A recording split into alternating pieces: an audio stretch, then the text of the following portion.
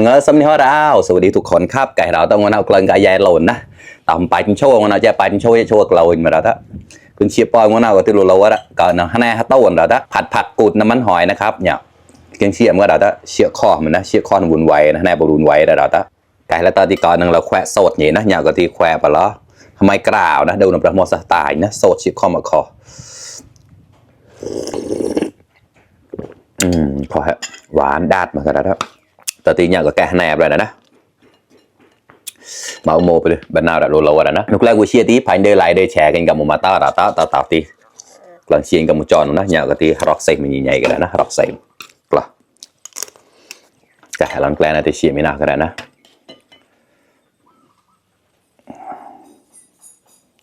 เนี่ยละเชียร์กันนะมาพอมีให้แนววุ่นวายนะรินดาวินกล่ะ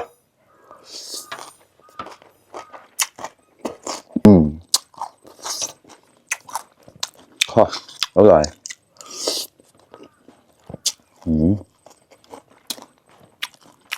เราเป็นเปิดชามกี่ประเดี๋ยวละกล่ะคำโตมอกตุเตอร์เราได้เยอะ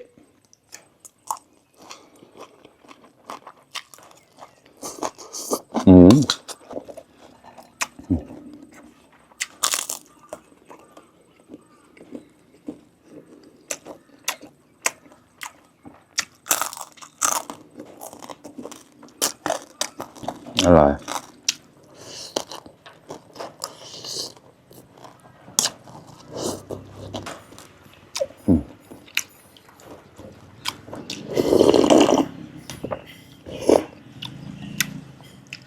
อย่าไม่กล้าแล้วนะ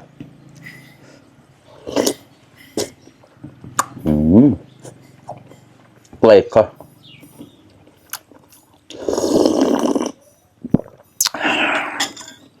อร่อยมาก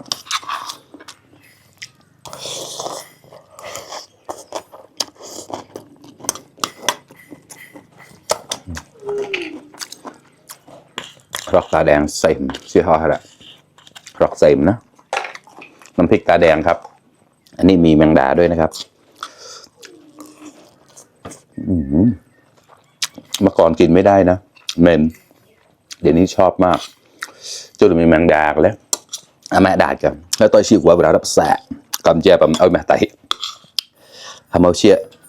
ขอเจ้าวัวมาค่ะ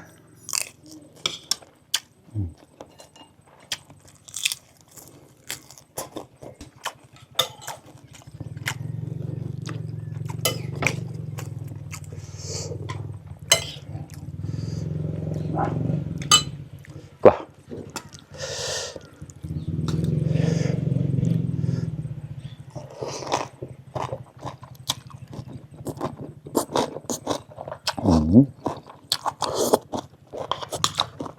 เชื่อข้อเคยแล้ว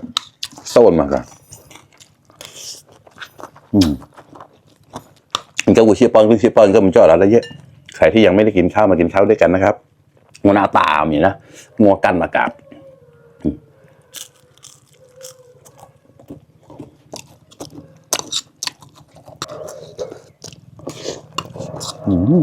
มันก็ตายมันจอดนะต้นชื่อของไม่นี่แหละนะ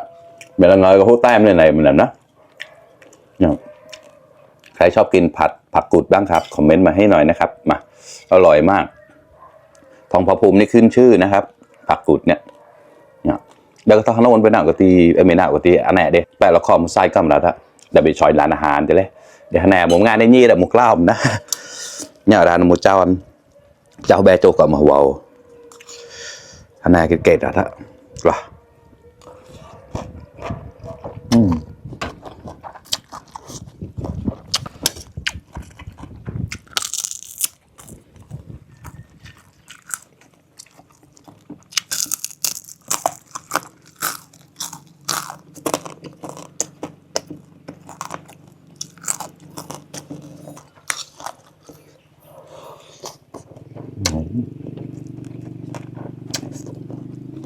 una parte coba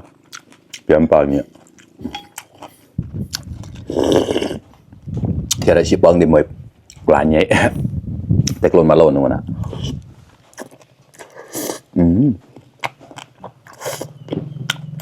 เผือกมันมากครับ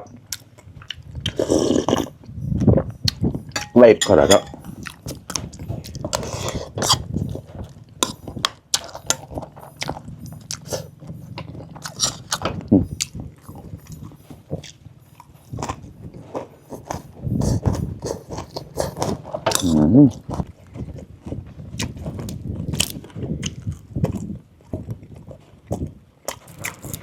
โคบะเดิงกูข้อแล้ว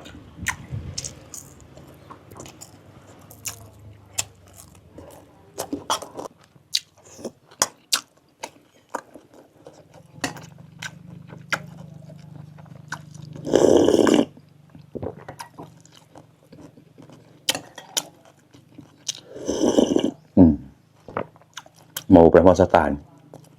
Hmm.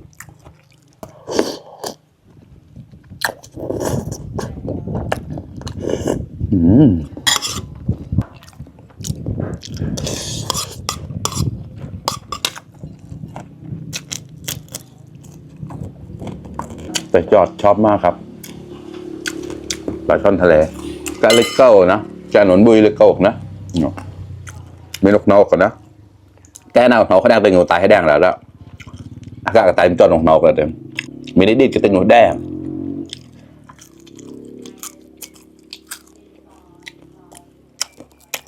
น่าเชี่ยวข้อแบบเชี่ยวในกลาง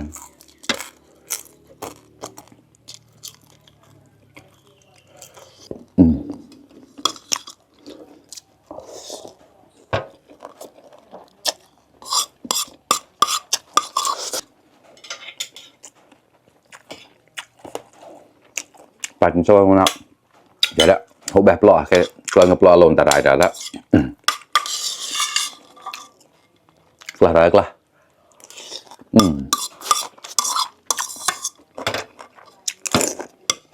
พออร่อยมาก